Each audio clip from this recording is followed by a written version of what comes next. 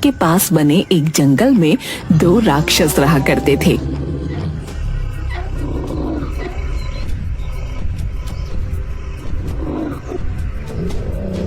उन्हें जब भूख लगती गांव वालों का शिकार करते और उन्हें मार पीट कर खा लेते।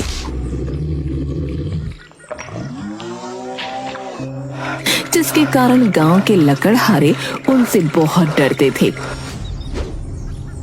एक बार अनजाने में उन्होंने इंसानी वेश में नागराज कुमार को पकड़ लिया और उनका जादुई दीपक उनसे छीन लिया। नागराज कुमार, ये तो बड़ा अनर्थ हो गया। नागलोक के जादुई दीपक के कारण ही यहाँ उजाला रहता था। अगर दीपक नहीं मिला तो हमें अंधेरे में रहना होगा। सैनिकों, पिताजी को इसकी खबर नहीं होनी चाहिए। मैं उन राक्षसों को ढूंढकर दीपक जरूर ले आऊंगा। लेकिन नागलोक में अंधकार हो जाने के कारण नागराज कुमार का सर एक बड़े पत्थर से टकरा जाता है और वो बेहोश हो जाते हैं। दूसरी तरफ गरीब लकड़हारे बाबूलाल के घर में खाने को कुछ भी नहीं था। वो सोचने लगा, राम जी की कसम, मरना तो निश्चित है। या तो भूख से मरे या फिर जंगल जाकर मरे। जंगल जाकर मरूंगा तो कम से कम मन में यह तो रहेगा कि हमने परिवार के लिए मेहनत करी, वरना मरने के बाद भी खुद को माफ नहीं कर पाऊंगा। बाबूलाल की बीवी ने उसे घर में पड़े चोकर की 2 रोटियां और चटनी दे दी। एक हाथ में कुल्हाड़ी और एक हाथ में खाने पीने की पोटली लेकर बाबूलाल पेड़ काटने जंगल की ओर चल पड़ा। जब वो जंगल पहुंचा तो उसे दूर दूर तक कोई नहीं दिखा।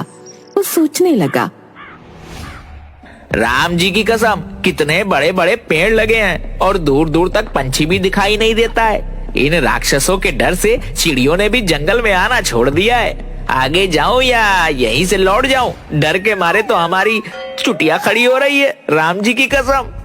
बेचारे बाबूलाल के सामने बार बार उसके परिवार का भूखा चेहरा आ जाता।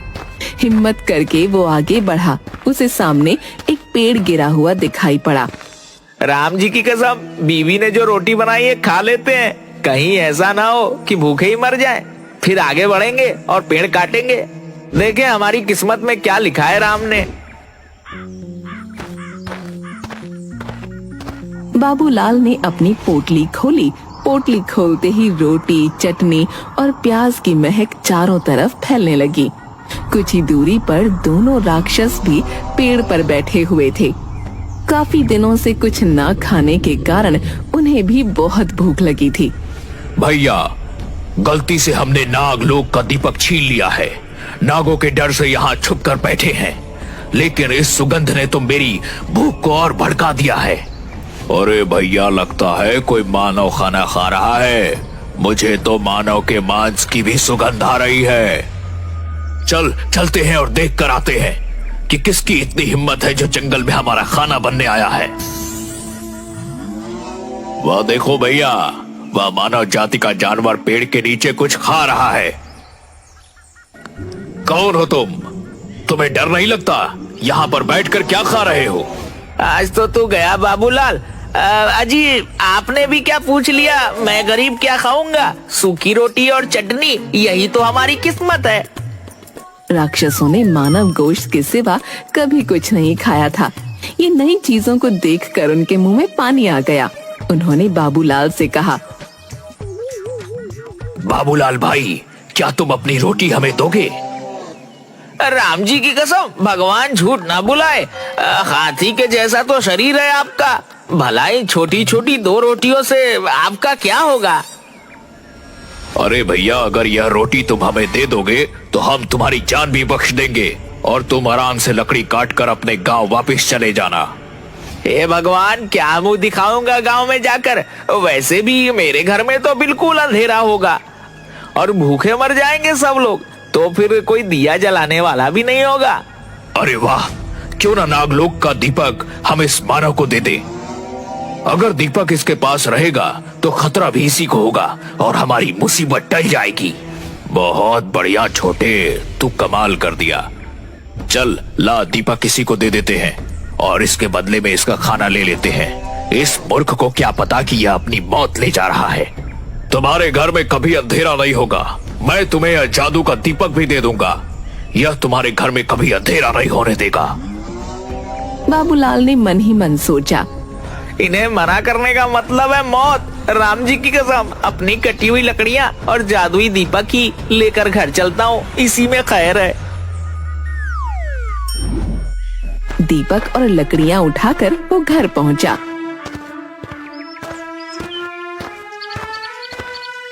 क्यों जी, आ गए तुम? सीता मैया की जय, बड़ी भूख लगी है।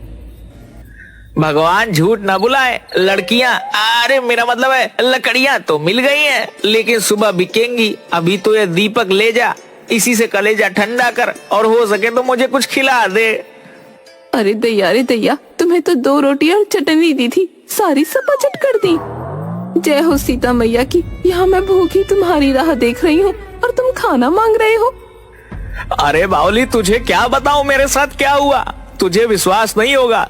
जा, अच्छा जा, अपने अंधेरे घर में कम से कम दीपक तो जला दे। निर्मला ने बाबूलाल के हाथ से दीपक लिया और जला दिया। दीपक जलाते ही पूरे घर में उजाला फैल गया। ऐसा लग रहा था जैसे घर में सूरज निकल आया हो। यहाँ तक कि खिड़की से बाहर निकलने वाले उजाले से गांव भी रोशनी से नहा रहा था। अरे भाई बाबूलाल, तेरे घर में इतनी रोशनी कहाँ से निकल रही है? जैसे लग रहा है पूरे गांव में सुबह हो गई। अरे बावली, जल्दी से खिड़की बंद कर। मैं किसी को कुछ नहीं बता सकता, मैं बाहर जाकर मुखिया जी से बात करके आता हूँ। बाबूलाल बाहर जाता है और राक्षसों के डर से किसी से कुछ भी नहीं कहता। भगवान झूठ ना बुलवाए मुखिया जी, ऐसी तो कोई बात नहीं है। हम गरीबों के यहाँ भला बहुत दिनों के बाद दिया जलाया है ना, इसलिए आपको लग रहा होगा मेरे घर में रोशनी है, वरना मुझे गरीब के यहाँ दिया जलता ही कहाँ है। बाबूलाल रोज शाम को अपना दिया जला लेता। धीरे धीरे जिस घर में भी कोई दावत होती या रोशनी की जरूरत होती, लोग बाबूलाल का दिया ले जाते और उसे उसके बदले में पैसे दे देते। पैसे मिलने से बाबूलाल और निर्मला का पेट भी भरने लगा। अजी सीता मैया की जय हो। मैं तो समझती थी तुम बड़े बुड़बक हो, लेकिन तुम्हारे इस दीपक ने तो हमारे घर में भी रोशनी कर दी और हमारे पेट में भी।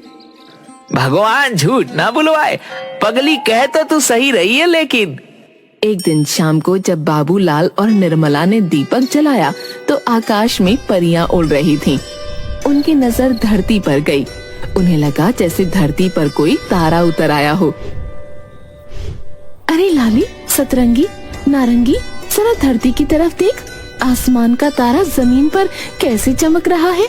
आज इसका राज पता करके आते हैं।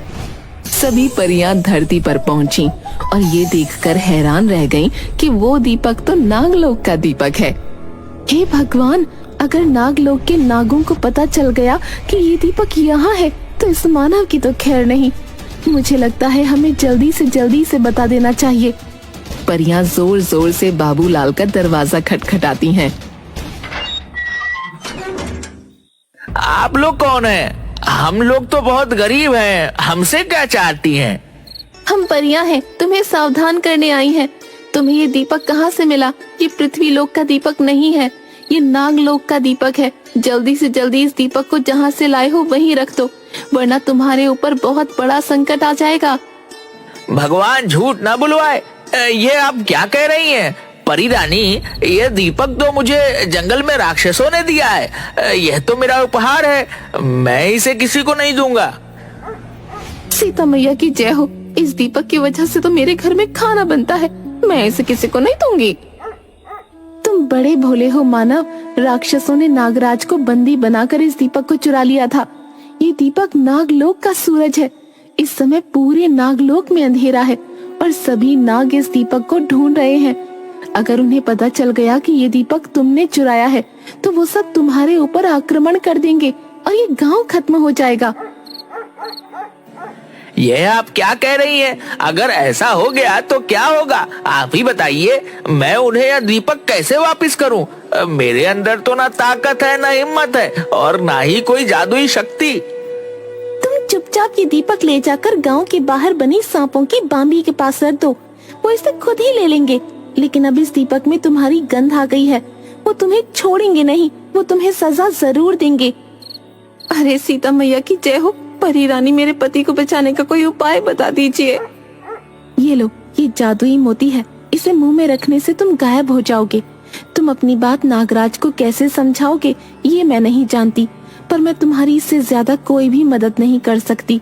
तुम्हें खुद ही अपनी बुद्धि से काम लेना होगा। अरे ये क्या हो गया, घोर कलयुग है। मैं तो राक्षसों को खाना देकर आया और उन्होंने मुझे यह मृत्यु को बुलाने वाला दीपक दे दिया। सुनिए जी, घबराइए नहीं, हमें हिम्मत से रहना पड़ेगा। आपको पता है ना, नाग पंचमी आने वाली है। चलिए हम गांव का सारा दूध खरीद लेते हैं। बाबूलाल और निर्मला ने दीपक को गांव के बाहर नाग के बिल के पास रख दिया।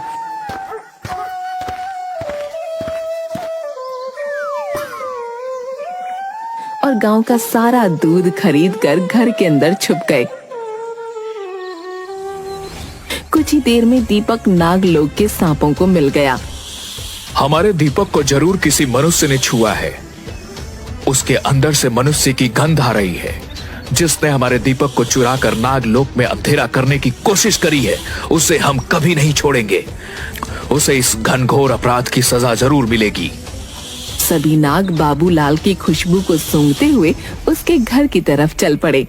दूर से ही सांपों की फुफकार की आवाज आने लगी। सभी गांव वालों, आप सभी एक एक कटोरा दूध मेरे घर के चारों तरफ रख दीजिए और सभी अपने अपने घरों के दरवाजे बंद करके अंदर छुप जाएं, जब तक मैं ना कहूं कोई बाहर नहीं आए। गांव पर एक भयानक संकट आया है, लेकिन मैं आप सबको इस संकट से बचा लूंगा। सभी गांव वाले बाबूलाल के घर के चारों तरफ दूध ही दूध रख देते हैं। निर्मला पूजा की सामग्री लेकर बाहर बैठ जाती है। जैसे ही सांप घर की तरफ आते हैं,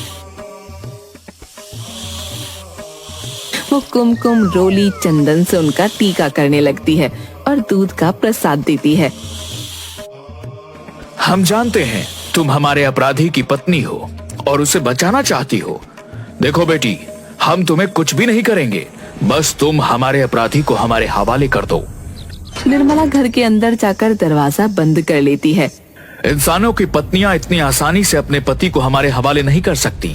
सैनिकों, आप सभी अपने फन से इस दरवाजे को तोड़ दीजिए। नागराज के हुक्म से सभी नाग अपने फनों को बाबूलाल के दरवाजे पर मारने लगते हैं और उनके विष से बाबूलाल का दरवाजा नीला पड़ जाता है। तभी बाबूलाल मुंह में परी का दिया हुआ मोती रखकर अदृश्य हो जाता है और बाहर निकलता है। नागराज आपकी जय हो। आप अपनी पूरी सेवा के साथ हमारे घर में आए हैं। मैं तो धन्य हो गया कि मुझ जैसे साधारण इंसान को आपके दर्शन हुए। मानो तुमने हमारे दीपक को छूकर बहुत बड़ा अपराध किया है। तुम्हें इसका दंड जरूर मिलेगा। महाराज, मैं गरीब और कमजोर लकड़हारा हूँ। लकड़ियाँ काट कर पेट पालता हूँ। भला मुझ में इतनी हिम्मत कहाँ कि आपका दीपक चुरा सकूं।